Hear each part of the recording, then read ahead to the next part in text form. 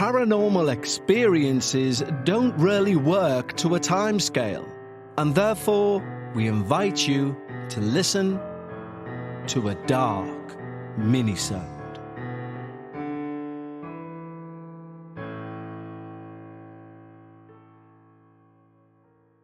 Hello everyone, and welcome back to another installment of a Dark Minisode.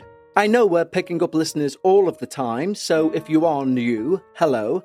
And these minisodes, or Dark Minisodes, are what we put in the midweek just to bridge the gap in between episodes of the Dark Paranormal.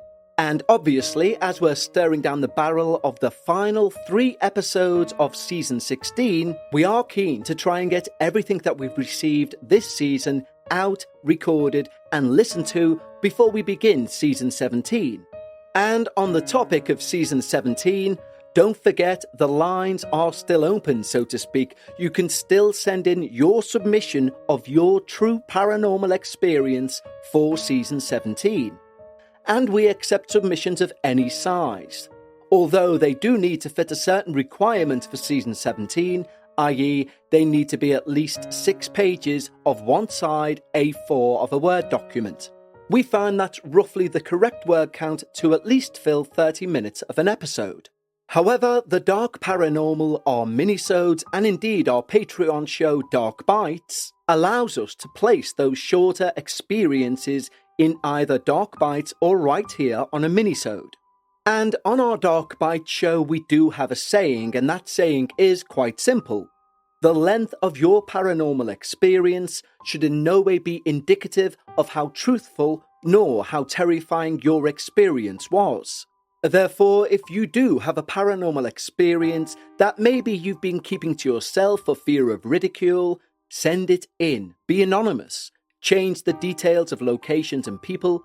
The only thing we ask is that the paranormal events remain exactly how they happened verbatim. So please do send your paranormal experiences across, irrelevant of length, to contact@thedarkparanormal.com. You see, for me, over last season and the bulk of this season, it's dawned on me a very strange realization about this podcast. It's no longer just a paranormal podcast. Podcasting, albeit in the grand scheme of things, is still in its infancy as a form of media. And therefore, what we're actually doing here by regurgitating your paranormal events are keeping a historical record of things that may never be heard again. And that realization hit me with both almost a burden of responsibility to ensure that your experiences receive the best treatment possible, but it also threw me back to when I was a child, when I would devour everything to do with the paranormal. But of course, in the 80s, that was only via books, or it was via magazines, or TV, or radio. We didn't have the internet, as everyone knows, so therefore, we had to go and find ourselves these little snippets of information. The point I'm making is when I would read these books, there would always be repetition of certain famous ghosts, such as Borley Rectory, or the Brown Lady of Raynham Hall, and therefore, I know everything there is to know about those particular events. But my specific point in regard to the podcast is that your personal experience may become the Borley Rectory or the Brown Lady of Raynham Hall to a young listener out there who's just stepping foot into the paranormal world. And for me, that's mind-blowing. That your paranormal experience, due to me putting it out there and just repeating what you've put, could put in some child's mind the same amount of magic and wonder that I felt as a youth reading about very famous hauntings. So please do sit down, write up your experience, and send it over to contact@thedarkparanormal.com. And you can, like today's submitter, remain anonymous. And today's minisode is from Anonymous. And they write, a few years back, I anonymously shared some experiences with you and your listeners that I had whilst living in an apartment in San Diego in the late 90s. Well, shortly after, I wanted to follow that email up by sharing an experience that I had many years before with a spirit board. one that I've never really shared in its entirety. Soon, you will understand why you never received that email. I wasn't sure which of your podcasts this would be best suited for, but after sharing it with my sister, she thought it would sit perfectly on the Dark Paranormal. After several days of edits and revisions between my various devices, when I would try and send this email, it would disappear. It wouldn't be in my sent folder or my drafts folder. It was just gone. It was as if the universe itself was telling me not to share it. But let me just say this. The planchette moved without anyone near the board, and I'll leave it at that. So instead of that experience, I'll share a few others I've had that I didn't have explanations for when they occurred. Back at that time, we didn't have the internet to research things or podcasts so that we could hear other people's experiences. And looking back at my experiences now, I've come to some conclusions or ideas of what I've experienced. But I'll let you and your listeners come to your own conclusions and give your own opinions. So here are a few that have had me stumped for quite a while. When I was about 14 years of age in the early 90s, I finally got my own room. The room had previously belonged to my grandmother, who had passed away in said room shortly before I moved in. One night, after being asleep for quite a while, I awoke to see a dark figure next to my bed. This was not sleep paralysis. I know this because I lifted my head, and I rolled over to see this figure that appeared to be kneeling next to me. Now, to me, it looked like a silhouette of the Virgin Mary. It appeared to be shrouded, and I thought it looked like it was praying over me. Once my confusion subsided, I decided to scream and waited for a moment for my mum to come and check on me. When she didn't come to my room and the figure didn't move, I sure as hell tried to scream again. This time, though, I felt as if the scream was stuck in my throat and no sound came from my mouth, and that figure still didn't leave.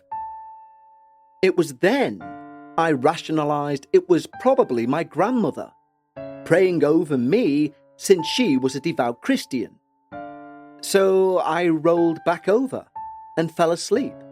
The next morning, when I told my mother about my nighttime visitor and asked why she didn't come to... Let's have a quick break to talk to you about Policy Genius. There are many things you can put off in life, and life insurance was certainly one of those things for me. I literally only got mine last year. But it turns out I'm not alone, because over 40% of people wish they got life insurance much younger than the age they did. And why don't we do it earlier? Well, you think it's all red tape and forms, but Policy Genius helps you get the life insurance you need fast because they know you want to get on with your life. And to be perfectly honest, I have a peace of mind I did not expect by getting life insurance. With Policy Genius, you can find life insurance policies that start at just $292 per year for $1 million of coverage. Some options offer same-day approval and avoid unnecessary medical exams.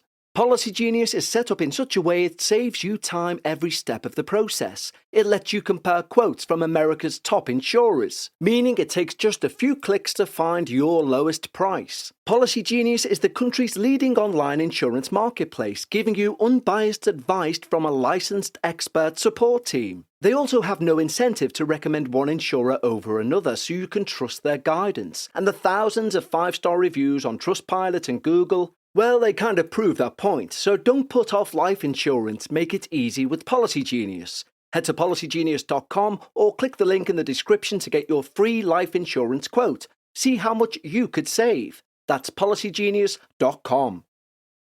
To help, she said she didn't hear me scream once.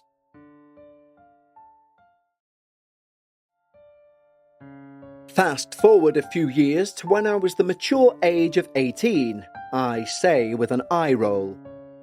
I was a newly married mother of an infant baby, about 3 months pregnant, and moving halfway across the country to be with my husband who was in the military.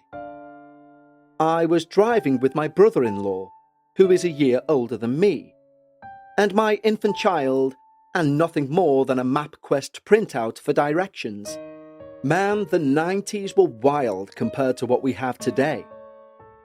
My brother-in-law and I were alternating driving duties, with him doing the majority of it.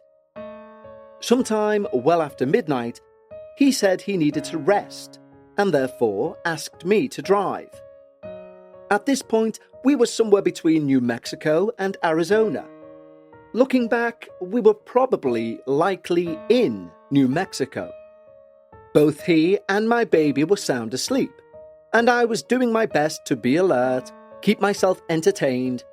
Back then, moving trucks didn't have the best radios, and the music stations were hard to tune into. So maybe an hour or so into my drive, I see movement off to my right, about 50 feet off the road. I really struggled to make out exactly what was keeping up with us as I drove 65 miles per hour down a very dark, desolate highway. To my utter shock and horror, I realised it looked like an 8 to 10 foot tall Easter bunny. It looked like the CGI rabbits from the Peter Rabbit movie. I kept an eye on it for quite a while as it followed us. And even though I was sure I was hallucinating, I don't know why I would hallucinate that one thing only. I wasn't particularly tired, so I woke up my brother-in-law. I didn't tell him what I saw, of course. And over the years, I've made that drive many times since. And I've never seen that thing or anything like that again. And as a side note, I've never hallucinated before or since. Finally, I have one last experience for you all. For this particular experience, we need to fast forward about another 10 years. My husband was still in the military, and at that point, we had 2 boys, with another on the way. And we were living on the other side of the US, Florida to be exact. I wish I remembered what time of night this happened, but I do remember everyone else was sound asleep. I don't remember why, but I was sitting up in bed, and to my left, about 6 feet away from me, I saw a blue sphere. It was about the size of a cantaloupe, floating about 4 feet from the ground. It was such a lovely shade of blue, and its colour seemed to be slightly swirling. It was bright, but not really emitting any light. It was spherical, but also didn't seem to be a solid mass. Just light or energy. Really hard to describe. I wasn't scared or alarmed in any way whatsoever. In fact, quite the opposite. I had a strong sense of peace and happiness fall over me. I don't know if I said it out loud or in my head, but I said, "Oh, hello." Now, beyond that, I don't remember if it dissipated or if it floated away, and once more, I rolled over and went to sleep. I have many more experiences, and 3 of my 4 children are pretty creepy. Therefore, I hope to share more with you and your listeners. Thank you for all you do. These podcasts have been a constant for me over the years, and I can't thank you enough.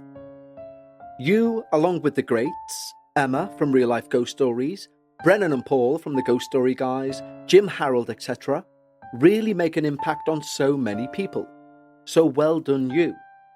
I really look forward to closing out the spooky season with a bang.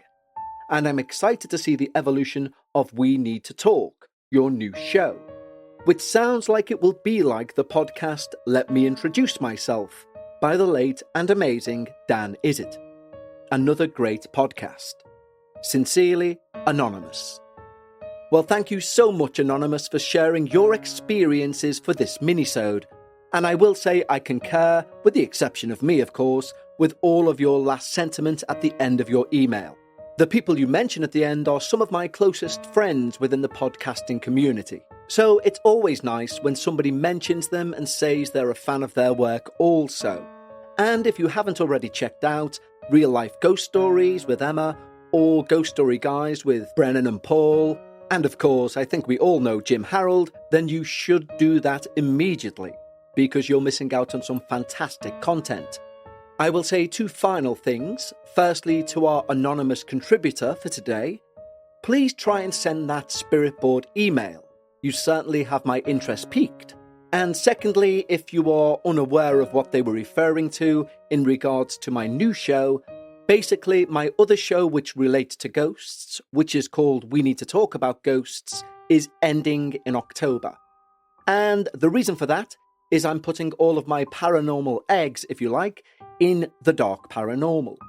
And that show will just become We Need to Talk About. And it will be an interview format show where I'll be stepping my foot into the world of video podcasting. Of course, the audio version will also be available, but it also means, hopefully going forward, we will soon have some video podcasts for the Dark Paranormal.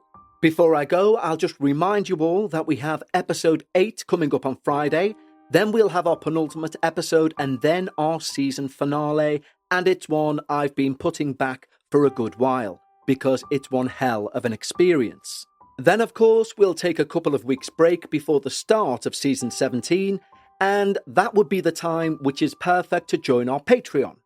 When you join our Patreon, you can gain access to Dark Bites, which as it stands has over 100 episodes of at least 30 minutes in length of experiences only heard by our Patreons. So therefore, you should have no Dark Paranormal downtime between the end of Season 16 and the start of Season 17. So why not set yourself up for that season break right now and head over to patreon.com/The Dark Paranormal. But until Friday, stay safe and I'll speak to you again for episode 8 of Season 16. And until then, take care.